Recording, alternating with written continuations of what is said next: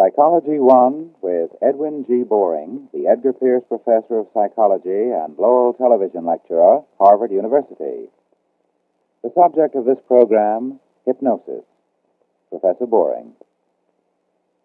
Well, here we are. Last time it was ideomotor action. We ended up with hypnosis, and I told you that we would have Dr. Martin Orne of the Boston Psychopathic Hospital, who is doing research on hypnosis here, to show you what hypnosis is like and to tell you something about it. And here he is. Come in, Dr. Orne. This is Dr. Martin Orne. He needs all the time he can have, so I turn it over to him.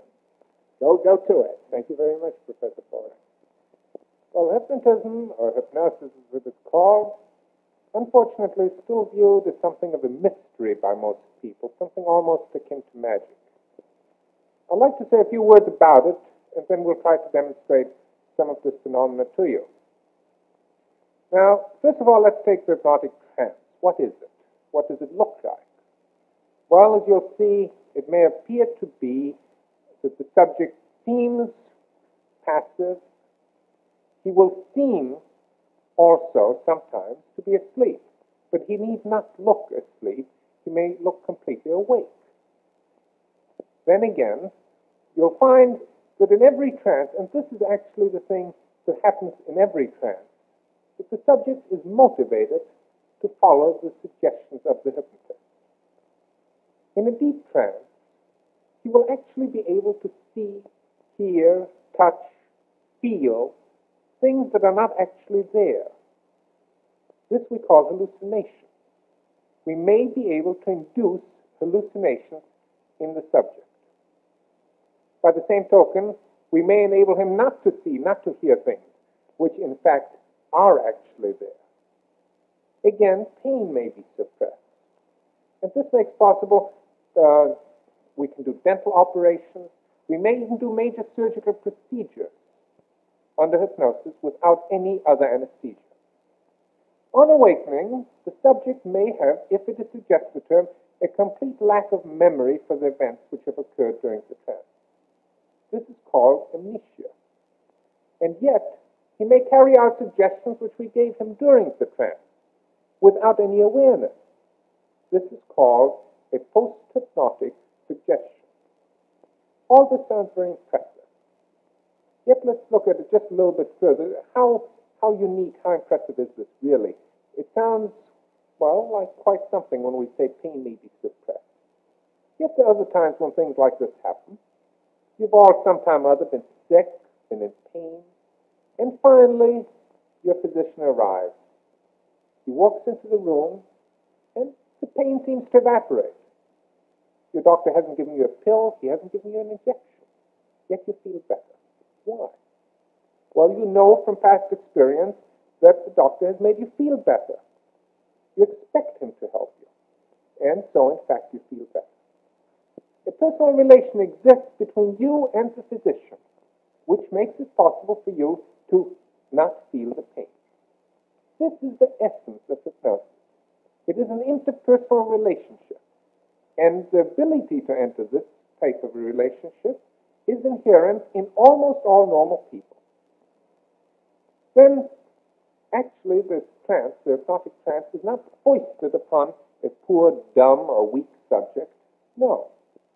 In fact, it is the result of the cooperative effort between the subject and the hypnotist to achieve something which they both want. If both the subject and the hypnotist don't want this, no trance will take place. Now, this may be to help the subject to treat him, to remove some undesirable habit, or to do an experiment, which both the subject and the hypnotist are interested in. Now, you may ask, what of the stage hypnotist who seems to make a fool out of people? How does that fit in? Well, here again, the needs of the subject are met. Because, after all, most people haven't been a stage celebrity before. Most people like to show off. They like to be the center of attention. Here they get an opportunity to do this. And if the subject does not have this desire to be the center of attention, he will not, during a stage performance, enter a trance. However, the same subject who may not enter a trance during a stage performance may very readily enter a deep trance in order to avoid the pain of a dental extraction, for example, or any other purpose which he really wants. Now, this is really the important thing to remember, that hypnosis is a cooperative effort, and only through cooperation will actually the subject go into a trance. Now, one more thing about this. Hypnosis doesn't make it possible to do things for the subject which are really outside of his capacity. So actually the subject isn't put to sleep. He's helped to go to sleep. He actively wants to go to sleep, and all the hypnotist does is he guides him and he shows him how. The one thing that's important is that the relationship of trust and confidence exists between the subject and the hypnotist. Now, just let me add one word of caution at this point. It's very easy to induce a trance. Many people know how to induce a trance. It's really very simple. And yet, this doesn't mean that somebody, because he knows how to induce a trance, can treat someone. It is very dangerous for anyone who is not a qualified psychologist or a licensed physician to try to treat people.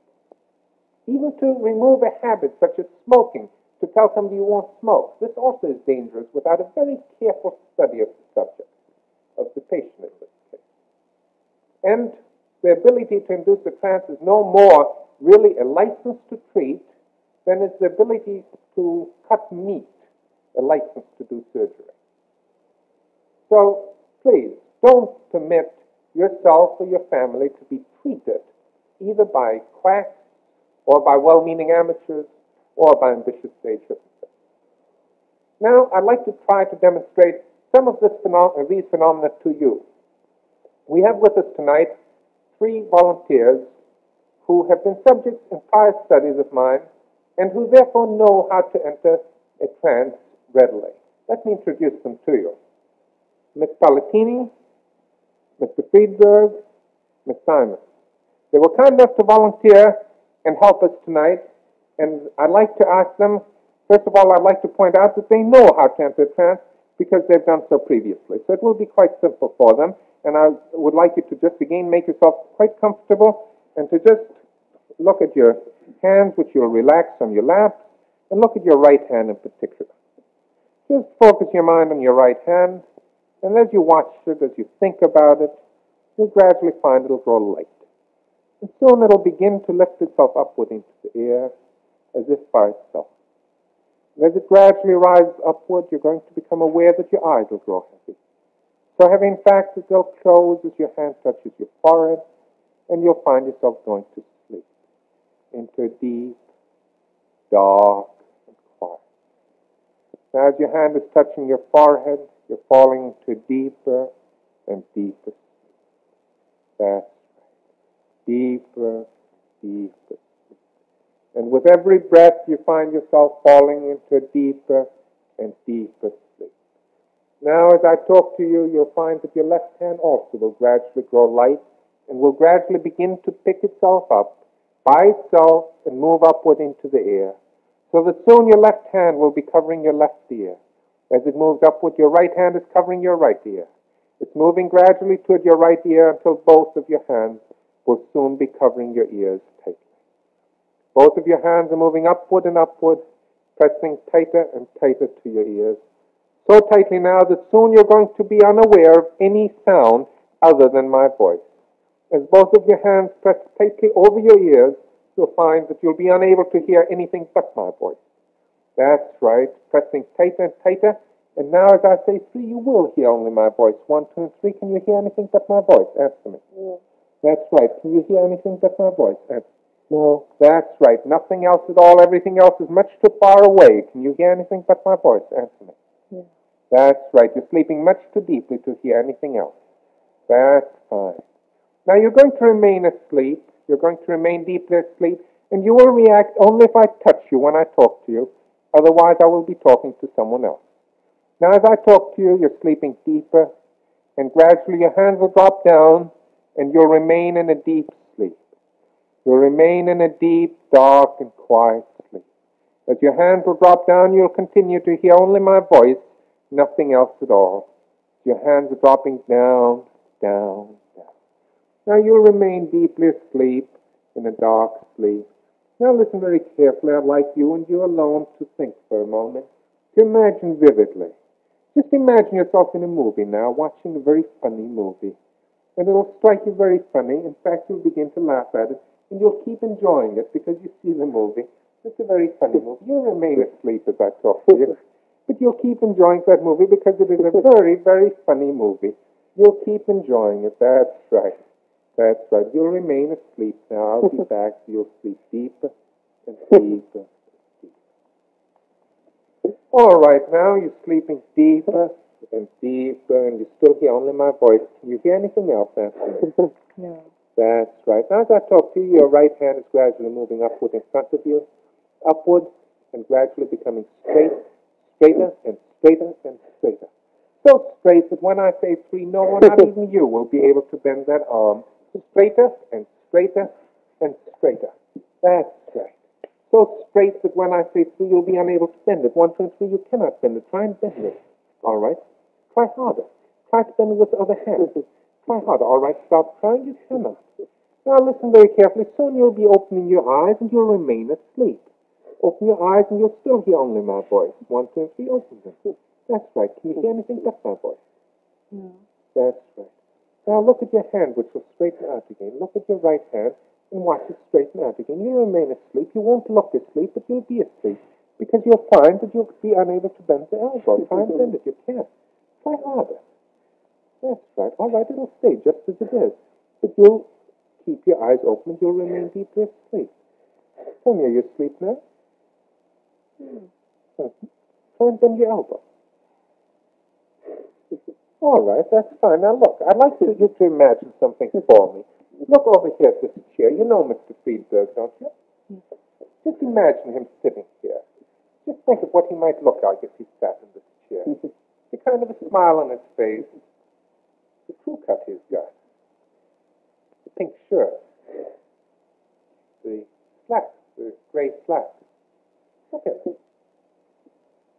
Would you mind introducing me to him? No. Dr. Orne, this is Bob Friedberg. Bob, this is Dr. Orne. How do you do? You know, Bob here doesn't believe that you're in a trance. Why? He just doesn't believe. He's very skeptical. Would you convince him that you are? I'll try. Go ahead. It's all right for you to talk to him. Go ahead. Why don't you believe I'm not in a trance? All right. You're sleeping deeper. No, it deeper, isn't a joke. Deeper. Deeper. Now you hear only my voice, nothing But else. why would I lie to you? Nothing else at all. Can you hear anything but my voice, Anthony? That's right. Now listen very carefully. As I talk to you now, I want you to imagine a little girl. But it isn't Just a little girl. Just a little girl. Little 6-year-old girl. Think about her. You soon see her. Can you see her? That's right. What's her name? Lila. That's right. In fact, it's you, isn't it? That's right. And you're just 6 years old, aren't you? How old are you? That's right. You'll open your eyes, but you'll remain deeply asleep. You're just 6 years old, aren't you? Open your eyes. That's right. How old are you, Lila? 6. Tell me, what did you do today? I can't hear you. Can you talk louder? I was out playing. Uh-huh. What day is today?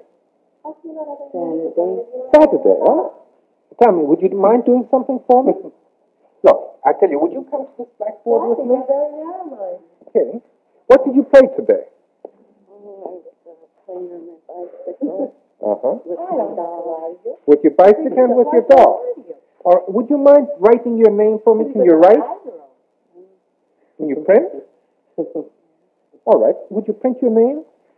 Go ahead. Here's the chalk right there. Very big at an individual.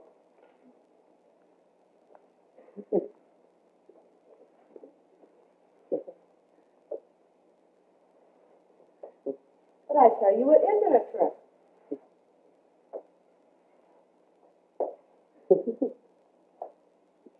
Would you mind drawing me the picture of the man over here? Okay. Here. And then a tree over here. I think you're going to write to say that. Have you convinced him? No, he's very bigoted. He is. Yes. Uh-huh. He makes you pretty angry? Yes, he does. Well, that's all right. You'll remain deeply asleep. Tell me, who's this gentleman over on your right?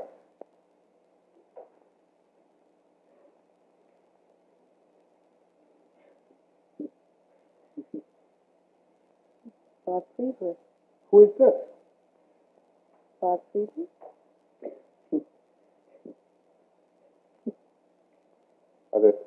How come? Reflection? Reflection? Yeah. What kind of reflection? From a mirror someplace? Uh-huh. Which one is the real one? I would say this Bob, because he's the one I was talking to. Uh-huh. All right, that's fine. You'll be able to close your eyes and go into much deeper sleep. Now forget all about it. Sleeping deeper, deeper, deeper, deeper, and deeper, deeper. Tell me, Lila, how old are you? 6. Do you go to school yet? Yeah. What kind of a school do you go to? Big school. Big school? Uh-huh. Well, what do you study? We play games. What kind of games? I play with the sandbox, with the doll, car. Uh-huh. Okay, let's sit down again, Lila. That's right. And you'll be able to close your eyes and fall into much deeper sleep and forget all about it, so that soon you're going to be your own age again. Soon you're going to be your own age again. That's right. And you're again growing older, and that's fine. And you're again growing older. Now you're again a college student, aren't you? That's right. And you go to college, don't you? Uh-huh. Now listen very carefully, Lila. Soon you'll wake up, you'll feel wonderful, refreshed, and relaxed. But one thing is very important. You're going to want to smoke very badly after you're wide awake. Do you understand? That's right. But you'll want to smoke badly, but the cigarettes will taste bad to you. They'll taste awfully funny, so bad that after the third cigarette, after the third puff on every cigarette, you'll want to throw it away. In fact, you will throw it away, but you'll keep wanting to smoke. You'll keep looking for a good one, won't you? That's right. Now, soon you'll wake up, you'll feel wonderful, refreshed, and relaxed, and wide awake. But you'll want to smoke, but you'll be unable to because the cigarette will taste bad. But you'll keep trying. As I say, 3, you'll be wide awake instantly. 1, you're beginning to wake up. 2, you're waking up. 3, wide awake. How do you feel? Okay. Good. Sure, you can smoke. It's all right.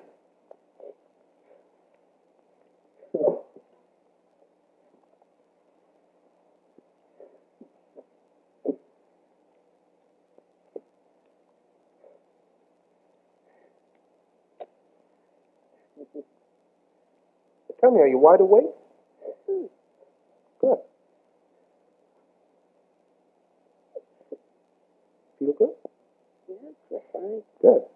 It's a pleasant experience, isn't it? Yes, I feel rested.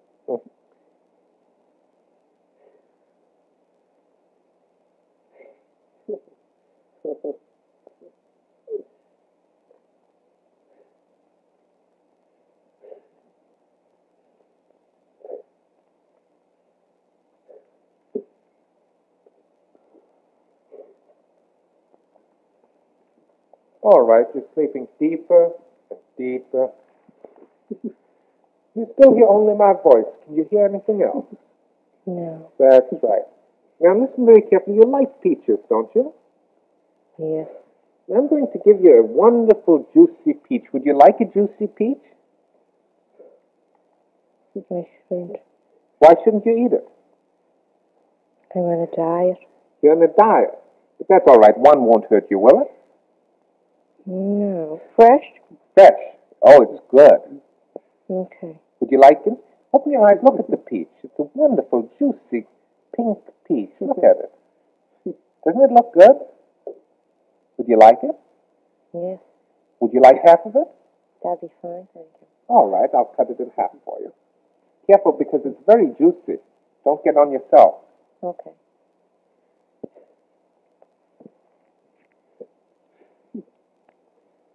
Tell me, how does it taste? Delicious, very good. Nice and sweet, isn't it? That's right. All right, you're sleeping deeper, deeper. Tell me about the film. What's the film like? About bears. What kind of bears? Teddy bears. Oh, teddy bears. Yes. Funny, isn't it? That's right. All right, it's going away and you're forgetting all about it now as you're sleeping deeper and deeper and deeper. Deeper and deeper. Pardon me? Oh, sure. Yes. Sleeping deeper. Oh, sure. Could you, somebody toss me those cigarettes? That's right. You're sleeping deeper, forgetting all about the bears, sleeping deeper and deeper and deeper. And listen very carefully. As you wake up, you'll feel fine, refreshed, and relaxed. You'll feel fine, refreshed, and relaxed. You'll feel wonderful, refreshed, and relaxed. But one thing is very important. Something very peculiar is going to happen. Each time you say the word I or the letter I, you're going to have to stand up. Do you understand? You won't know why, you won't know anything about it, but you'll still have to stand up. Do you understand? Yes. That's right. Now, as you wake up, you'll feel wonderful, refreshed, and relaxed. You'll feel wonderful, refreshed, and relaxed, and wide awake. What will happen each time you say the word or the letter I, like in the alphabet or any way? I'll stand up. That's right, but you won't know why. So I say 3, you'll be wide awake instantly. 1, 2, 3. Wide awake. How do you feel? Fine, fine. Who feels fine? I do. Oh, good. That's fine. Tell me, how's that peach? Oh, good. Good. Does it taste nice and sweet? Excellent, very good. Would you like a little bit more? No, I think this is enough. Okay, that's fine. Tell me, now, as I say 3, you'll go into much deeper sleep again. But look at me for a moment and just imagine if this room were suddenly to grow cold. Just imagine the room gradually growing colder and colder and colder. Just think about it. As you think about it, you feel the room grow colder and colder and colder. Cold and colder and colder. That's right. Now, as I talk to somebody else, you're going to feel still colder and colder. You're going to look quite awake.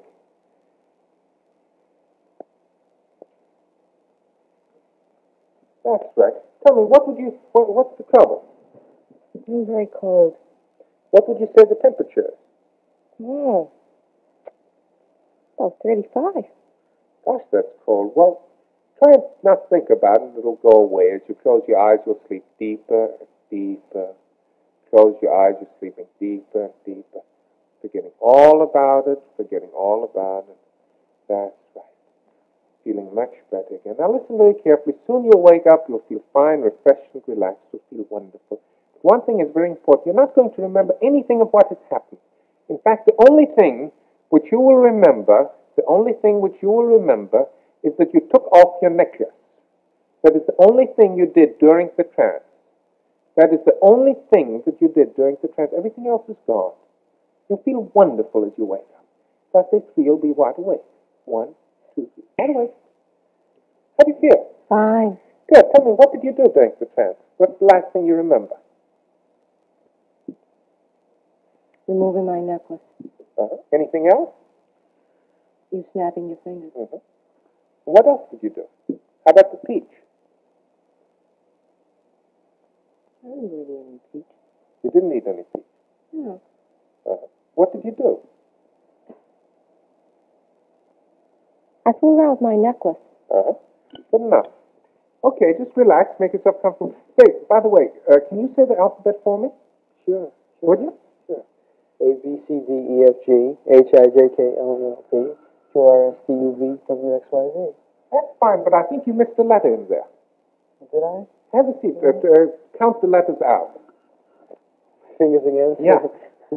A, B, C, D, E, F, G, H, I, J, K, L, M, N, P, Q, R, S, T, U, V, W, X, Y, Z. All right, you got them again. Okay. Very good. Fine. Hey, what's the trouble? What's the matter with those? I don't know. There's something wrong with the... I think those are better. Pardon me? I think those are better there. Oh, those. Well, that's all right. You'll be able to get it in just a minute. I'll tell you what. Why don't you just put the cigarette down if you don't like it? Put it down for a moment and just relax yourself completely. Just relax yourself. Close your eyes and you'll go deeply asleep again. Deeply asleep, deeper asleep, deeper asleep. Forgetting all about it, forgetting all about it, forgetting all about it. Sleeping deeper and deeper and deeper. Now as I talk to you, you find yourself forgetting everything. But one thing is very important. When you wake up, you'll feel wonderful, refreshed, and relaxed. Wonderful, refreshed, and relaxed. You'll enjoy sleeping very much. You'll have no pains, no headaches of any kind. You won't remember anything, but you'll feel wonderful. But one thing is terribly important. If any friend of yours, or any quack, or any stage hypnotist attempts to put you to sleep, you will not fall asleep, of course. Only if it is a qualified psychologist or licensed physician can you enter trance. Only if you really want to, of course. At any other time, you just begin to laugh. Now, soon you'll wake up, you'll feel wonderful, refreshed, and relaxed, and you'll have enjoyed sleeping very much. If I say 3 now, you'll be wide awake instantly. 1, 2, 3, wide awake. How do you feel? Good, wonderful. Oh, feel good? Fine. It is wonderful, Dr. Orne. We're terribly grateful to you. There's just 2 questions I had in mind that I think the television audience would like to know something about. These drawings. Oh, yes. Is that really the way she would have done it 6 years? Well, no, Professor. Actually, this isn't really quite that way. It's the way she thinks she would have done it. Now, as you see, she did a wonderful job of trying to do this, but actually a child would not draw it as smoothly. She wouldn't really have gotten the idea of the face or the tree as well. But it really is her idea of what a 6-year-old might do. Yeah. Then there's one other question that comes up. We haven't much time, but what about the post-hypnotic suggestion? Could you suggest a crime in that and get it happen? Well, this is a question which people ask quite often, as you know. But of course, the best way to view this is to, as we said before, to recognize that the hypnotic phenomena is actually an interpersonal relationship. And in this interpersonal relationship, the subject trusts me. So if I were to ask the subject, let's say tonight, to shoot somebody, they would have, because they'd know that after all, I'd give them a blank gun, or there'd be some trick to it. Certainly, I wouldn't ask them to shoot anybody on television and mean it. But if the subject had any reason to believe that this actually were a real crime that I was suggesting, they would wake up and they'd probably have one terrible headache. And for this reason, this, of course, would be very dangerous to do. And this is, again, one of the reasons why one has to be careful with the trance. Well, that's very wise advice. Well, thank you very much, Dr. Orne. It's been a wonderful evening. We're very grateful to you. Well, that's hypnosis then. Next time we'll say just a little bit more about what I think happened and try to bring the thing down and talk about some similar things. Goodbye. Psychology 1 with Edwin G. Boring, Professor of Psychology and Lowell Television Lecturer, Harvard University. Psychology 1 is produced by the Lowell Institute Cooperative Broadcasting Council in the studios of WGBH-TV, Boston.